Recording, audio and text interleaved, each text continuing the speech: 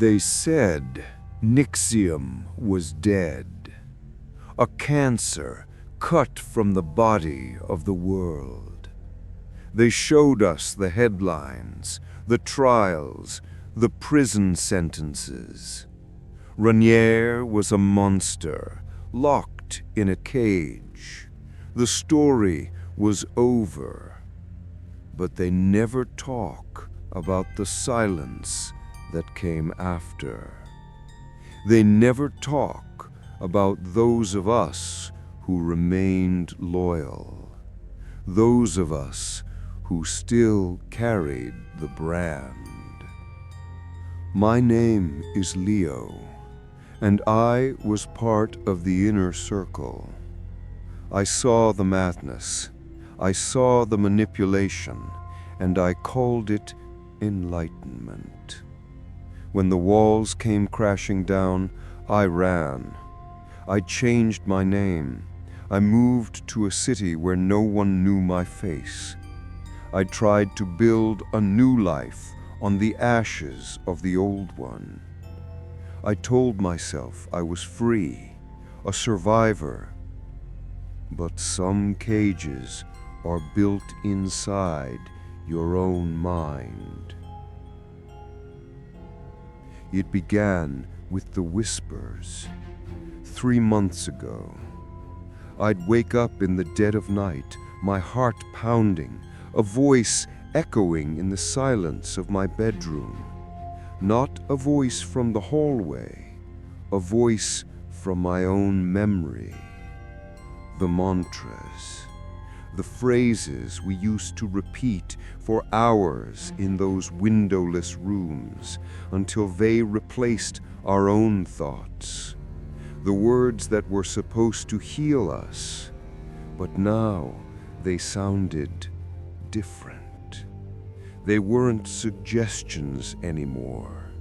They were commands. A whisper, just as I drift to sleep. Remember your vow. A soft, clear voice in the hum of the shower. Pain is proof of purpose. And the worst one, the one that made my blood run cold, hissed from the static of a dead radio channel. The brand never fades. Then the marks began to appear. I'd wake up with a strange burning sensation on my skin, faint red welts on my forearms, my shoulders, in the shape of the Nixxium symbols. They would appear for an hour, angry and raw, as if I had been burned from the inside out, and then vanish without a trace. I started finding words written in the condensation on my bathroom mirror after a shower. Words like suppressive, discipline, vessel. My phone began to change. New contacts would appear in my address book overnight. Names I had never added. Coach, Vanguard, the Circle. There were no numbers attached, just the names, a silent digital roll call. I thought I was going insane, a complete psychological collapse, a ghost haunting the architecture of my own guilt. It was easier to believe in madness than to believe in the alternative, that they had found me. Then the letter came. It wasn't in an envelope. It wasn't in the mailbox. It just was. A single folded sheet of crisp white paper lying on the floor inside my locked apartment, directly in front of the door. It was unsigned. It read, "The vessel has been broken, but the current remains. The line is seeking a new conduit. The loyal are being recalled. We're starting again. You have been chosen to teach. Below it, an address. An abandoned office building on the industrial outskirts of the city. I went there. I don't know why. It wasn't a choice. It felt like a reflex, an order written into my very bones years ago, finally being activated. The building was a hollowed-out carcass of concrete and glass. The air inside was cold, smelling of dust and decaying plastic. I followed the faint, almost imperceptible hum of electricity to a room on the top floor. The room was empty, except for a circle of white candles on the dusty floor, and a single, large, flat-screen monitor mounted on the far wall. It was on, playing an old video, a training seminar. A younger, smiling Ronier was on the screen, his voice calm and reassuring. True freedom, he was saying, is the liberation from the self. Through discipline, through pain, we strip away the weakness, the doubt, the fear. We become pure.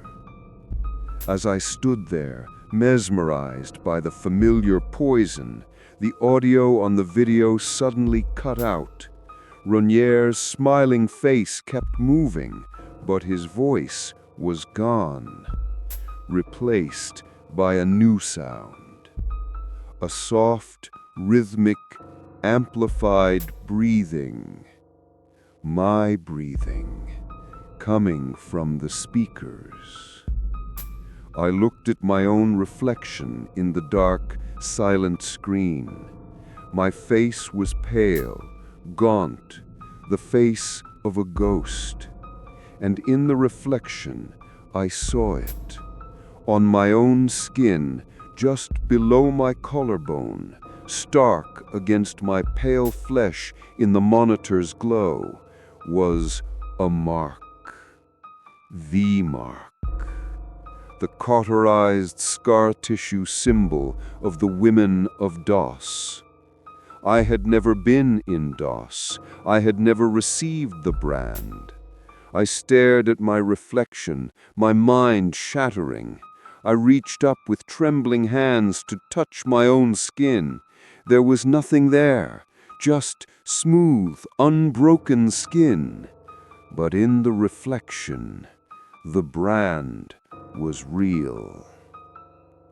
And then the voice from the speakers changed. It was no longer my breathing. It was a whisper, clear, calm, and impossibly close. It spoke directly to me. Welcome back, Vanguard. In that moment, I finally understood. Ronier was gone. The man was in a cage. But the program, Vanguard, it was never just a man. It was a virus of the mind, and it had been copied, replicated.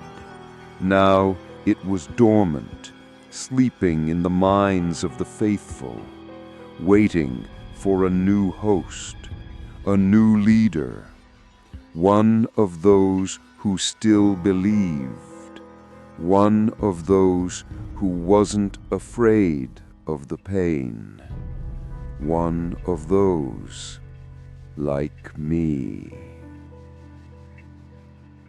I am sitting in a white room now. It is very quiet, very clean. I can feel the brand on my skin, though I cannot see it. The whispers are not in my head anymore. They are my own thoughts. I am calm. I am focused. I have a purpose. Pain is proof of purpose. Pain is proof of purpose. Pain is proof of purpose.